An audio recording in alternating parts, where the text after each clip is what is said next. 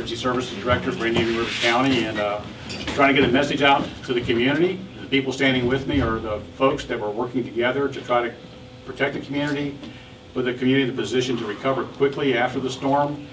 I need to share with you that the National Weather Service tells us that Hurricane Matthew is a dangerous hurricane and is headed towards east central Florida.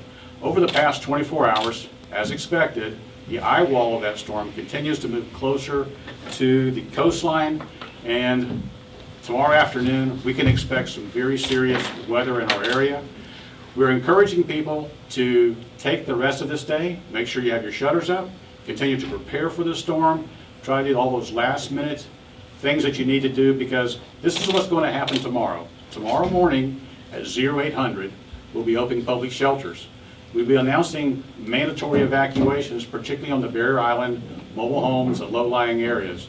And why is that important? It's very important because those coastal areas are expected to get much higher winds and then more further inland. But that doesn't mean just because you're on the mainland that you're not going to have a problem with the wind. We know that we're going to have strong winds tomorrow. We know we're going to have rain. The National Weather Service has suggested between 5 and 11 inches to be expected. We're going to have pounding surf. We don't need people going to the beach. So the evacuation order is going to start at 0800.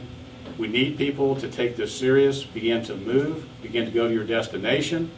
And as the storm gets closer, you can expect tomorrow afternoon that the weather conditions are going to be to the point where it's going to be very difficult to get around town. So today's your day to have all your preparations done, and tomorrow we know that early in the morning people are going to be moving, and I'm going to pass this off to Etta LoPresti. She's the Emergency Services Coordinator, and she's going to talk about shelters. Good afternoon. Please spell your name, please. It's Etta, E-T-T-A. Last name is L-O-P-R-E-S-T-I, Emergency Management Coordinator. And as Mr. King said, this is a very serious situation. And Indian River County has 5 public shelters open. 3 of those are general population. 1 of those is pet-friendly shelter, and another one is for our special needs clients. Those shelters are Freshman Learning Center, general population, located at 1507 19th Street in Vero Beach. Oslo Middle School, another general population shelter, located at 480 20th Avenue Southwest in Vero Beach. Sebastian River Middle School, that is a general population shelter, located at 9400 County Road 512 in Sebastian. Liberty Magnet School, that is our pet-friendly shelter, located at 6850 81st Street, Vero Beach. And Treasure Coast Elementary School, that is designated our special needs shelter, 8955 85th Street in Sebastian. I do want to urge you to get your evacuation plans in order and to know what your sheltering arrangements are going to be. Please make sure that the public shelters are going to be a shelter of last resort. I think you would be more comfortable if you chose to evacuate to the home of a family member or relative or hotel motel. Public shelters are going to be of last resort, and I cannot assure you of the comfort in those shelters. Thank you. What should people bring to the shelters? They should bring something to sleep on, blankets, pillow, cot, any kind of special dietary needs, hygiene items, books, games, cards to keep themselves occupied, extra water, some special food items. Yeah, that's about it. No firearms, no smoking. Follow the rules of the American Red Cross. Medications, yes. So as for the law enforcement function, obviously Indian River County is in a very precarious situation with this particular storm. Effective at 6 p.m. tonight, all uniformed personnel will evolve into an Alpha Bravo rotation, which simply means that every uniformed sheriff's deputy, as well as command staff, will be working around the clock to protect the public and the public peace. In addition to the shelters that were mentioned, there will be 2 deputy sheriffs assigned to every shelter. Our courthouse is closed, our schools are closed, so essentially we have a force multiplier with those deputies that are typically assigned those duties will be out patrolling. We take this very serious. I am tasked with making sure this county is safe, and I can assure you, starting at 6 p.m. tonight, with the volume of deputy sheriffs that will be on the streets until this storm passes, this will be a safe community. Thank you. I'm Jason Brown, County Administrator. I just want to say, please take these directions that we're giving, these emergency protective measures. If you follow these recommendations, we're recommending these to keep you safe. Please look at the county's website, ircgov.com, our emergency services page. You can sign up for our app to get up-to-date information. Please follow this information if you're in an evacuation area. Please heed those warnings. We have excellent folks here from the law enforcement to fire rescue to the emergency management to help keep the folks safe. But please take this event seriously and take those protective measures so that we can all be safe. Thank you. I have a question for Sheriff Loar. Yes, ma'am. Will there be a curfew in place? That has not been determined yet. That is a post-event decision that if it's made, will be made by myself in concert with the county administrator. One thing I'd also like to add is that when wind speeds reach 39 miles per hour, which is the beginning of tropical storms, our bridges will be closed. Our bridges will be closed. As Mr. King stated earlier, those are low-lying. The bases of those bridges are very low. We're concerned about storm surge and the like. So if you live on the barrier island and elect not to evacuate, as we're strongly encouraging, there will not be access back over the bridges or onto the island. So keep that in mind. 39 miles per hour, we will make that decision, and those bridges will be closed in an effort to save lives. Sheriff, will you be physically going door to door with the evacuations, or is this a mandatory evac announcement? We will not be going door to door. Fire rescue will be making notification, as well as deputy sheriffs. We'll not be going door to door. We're hoping our message gets spread in venues like this. But the fact is, we've been encouraging evacuations already. The mandatory simply puts the public on notice that if things which we know are going to deteriorate, law enforcement and fire and EMS cannot respond in particular conditions. So our message is to heed our message and get off the island if you can. Why wait until tomorrow morning to say mandatory evacuation? Why not say it now, get people started? We don't expect the winds in our county from the National Weather Service is suggesting late tomorrow that those winds will be here. We think people would probably do better to voluntarily evacuate today, but mandatory tomorrow. There's time if they leave at 8 o'clock in the morning to get to their destination safely. And we just think that's a good way to manage the storm and to keep people in public shelters a less amount of time inconvenienced. But if the plans are done, they should be able to leave at 0800 and get to their destination long before deterioration of the wind conditions. When do you expect? You said late afternoon. What time frame are you guys thinking of? The National Weather Service hasn't given us an exact time. They are suggesting that sometime around 2 o'clock, the winds will be starting to pick up in the Treasure Coast area. Again, the ground speed of this storm has ranged anywhere from 8 miles an hour to 12 miles an hour over the last 36 hours. And so at 2 or 3 miles an hour can make a big difference on what time the storm gets here. But we still think that 8 o'clock is the time that people need to leave for a mandatory evacuation. Based on the information, I mean, you guys are in with the briefings, and we can't see in, but apparently they're in there. Meeting talking about, where the storm is going. What is your understanding the risk for Indian River County residents at this point? The risk is the National Weather Service is telling us that almost all of Indian River County could experience hurricane force winds. The closer that eye moves to the coastline, the outer bands of this storm are almost 185 miles at 39 miles an hour. And don't be confused when somebody says hurricane force winds. Hurricane force winds are 74 miles an hour or greater. Tropical force winds is where people get confused.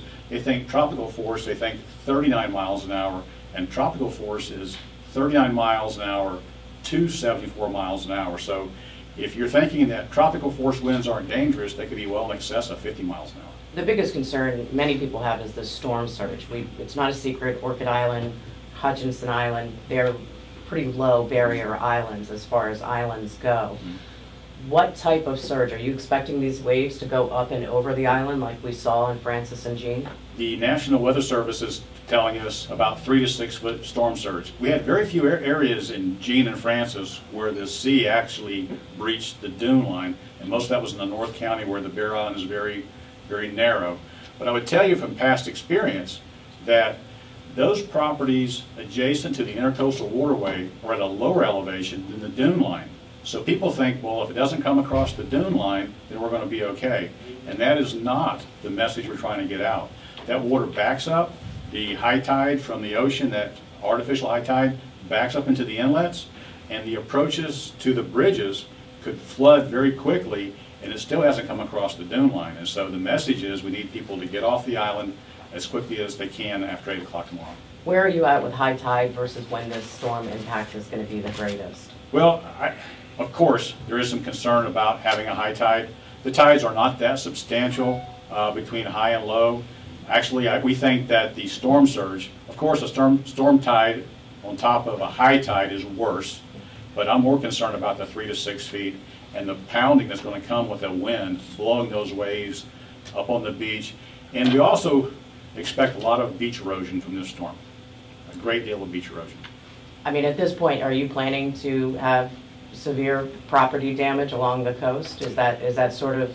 I would like to say I hope that nobody has property damage anywhere in this county, but I think I'm a realist enough to know that we know that we're going to have beach damage. As far as property damage, I can't speculate. Many of the homes that are on the Bear Island are built to a newer building code. They will withstand more wind than some of the very older homes in the community. Many of the homes in this community, people have experienced 2004, 2005 hurricanes. They have shutters, they've made preparations, and it could be pockets because we could have isolated areas where they have more damage than just one area. I'm not suggesting the only damage we're going to have in this community is on the barrier island. We're trying to protect the entire county, everybody that lives here. So Sheriff, by tomorrow evening, what is the protocol? Your men and women are out on the street until what mile per hour? I mean, at what point can people not get emergency services? Well, that question is obviously a good question. One thing to have to keep in mind, the wind speeds on the Barrier Island versus the wind speeds in our western community at the same time could vary greatly. That decision is going to be made by our in-the-field incident commanders in concert with the municipalities that are here. In the past, when the winds obviously have gotten over 40 miles per hour, there's been sheltering in place, and that's what we anticipate doing as well. Senator Bill Nelson is here. Yes, sorry, I was trying to let him in. Senator, welcome. Welcome, sir. Thank you, sir. I have spoken to Craig Fugate, the head of FEMA. He is particularly credentialed to handle a hurricane in Florida because he used to be our Florida EOC director. He is ready. He has in warehouses a number of supplies that are pre-positioned around Florida to move in. When I spoke to him much earlier today, he was still concerned that it might be also the Carolinas. Since the 5 o'clock track and the 11 o'clock track, it looks like that once it gets past Jacksonville, it's going to take a hard right and go on out into the Atlantic. But the cone of uncertainty is still there. And that cone of uncertainty could have it taking a left hook into the coast, anywhere along the coast. The difference between the 5 a.m. and the 11 a.m. track, that there was a slight shift at Andros Island in the Bahamas to the east, although the track was still showing it coming in right next to Cape Canaveral. For those that are a little further south, the Army Corps of Engineers is quite concerned about the dike because the present level of the water in Lake Okeechobee is at 15 3/4 feet. I have spoken to the colonel. They would anticipate that if we get north of the lake 5 inches, that within 3 days, that in the Kissimmee Basin will drain into Lake Okeechobee and raise the lake 1.5 feet. And that then gets up to 17 1/4 feet. At 17 1/2 feet, they start worrying about the integrity of the dike, even though in the areas along Pahokee, they have done a substantial amount of reinforcement of that over the last couple of years. Finally, I'd say that if the track is as we last saw it on 11 o'clock, then reinforced by 2 o'clock, but the new track will be in 45 minutes. If it is the same track, it's going to tear up the beach just north of Palm Beach and go all the way to Jacksonville. And when you consider that in a northward movement, those counterclockwise winds are coming directly off the ocean. So what I would say to the people is, if you get a mandatory evacuation order, you better heed it, because not only are you risk because of the wind, but there is going to be a huge storm surge coming straight from the ocean. For example, I've got a staff member that lives in South Melbourne Beach. She says her house is rated to very high, 160 miles an hour. I said, that's not going to be your problem on that barrier island. Your problem is going to be the storm surge.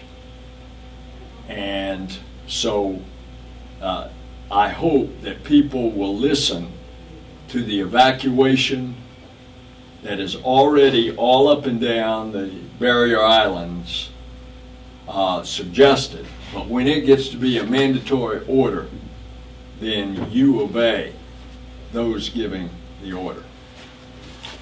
Finally, I'd say that FEMA is pre-positioned.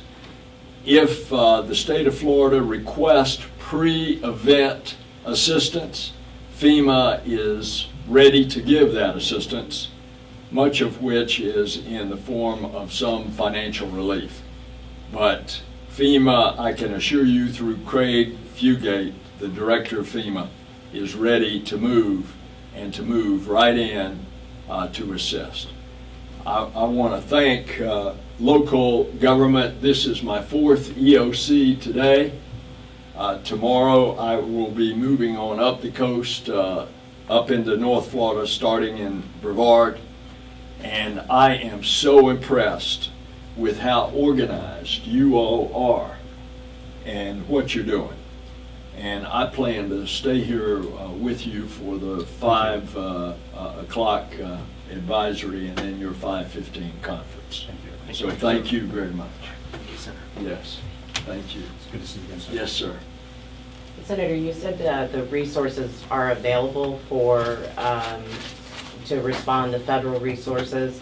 You know, in 2004, while it was a long time ago, it seems like yesterday, but a long time ago, it took a while for gas stations to get supplies and Home Depot and things like that. How have we gotten better? How has the system gotten better with the regulations that you all have enforced? You have a much more professional FEMA.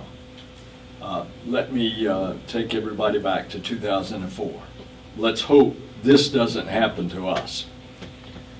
Charlie was headed up, paralleling the west coast of Florida, and was expected on a track headed toward Tampa Bay. People were evacuating Tampa Bay. A number of them evacuated south to Punta Gorda to the Holiday Inn. Charlie takes a right hook and goes right up Charlotte Bay, and Punta Gorda is ground zero. And I was there a few hours after the storm, and there was hardly anything left.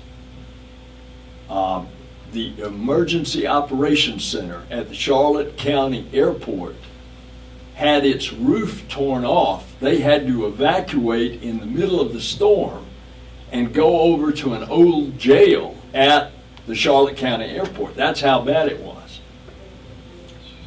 FEMA was there the very next day with an Emergency Operations Center. But what we learned, not only from local governments, look at your operations now. Look at this building.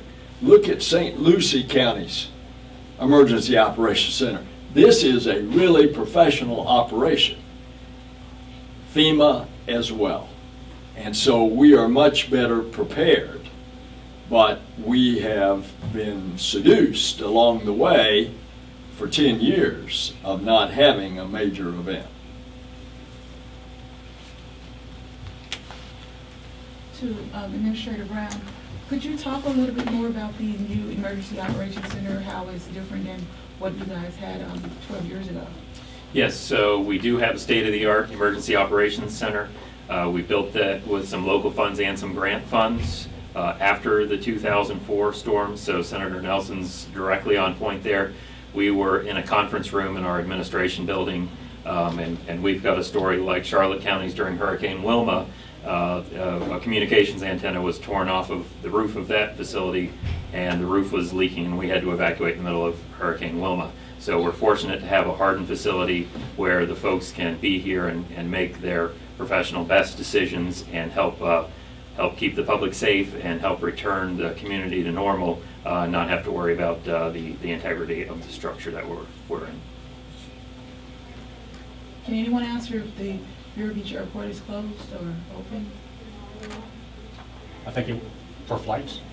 For flights or anything, is the tower closed or is the airport closed at the airport?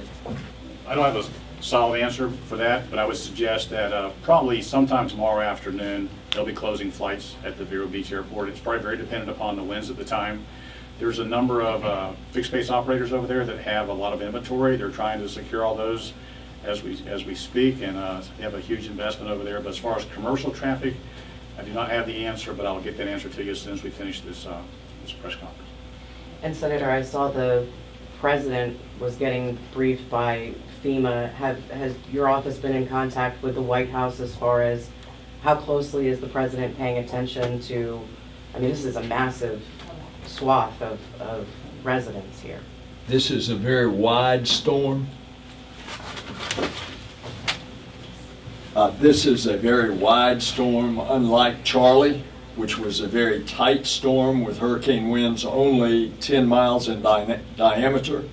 This is a much larger one. So it could be paralleling the coast 30 to 50 miles off the coast of Florida and still have a major effect here. You ask about the officials in Washington. Craig told me he was briefing the President and the White House. The President canceled a trip. This evening he was supposed to be in Miami. So he has turned his attention to the storm. What is your biggest concern at this point, Senator? My biggest concern is what I said, that people will not pay attention to a mandatory evacuation on the barrier island. And if that order is given, they do so not only at the peril of their property, but at the peril of their lives.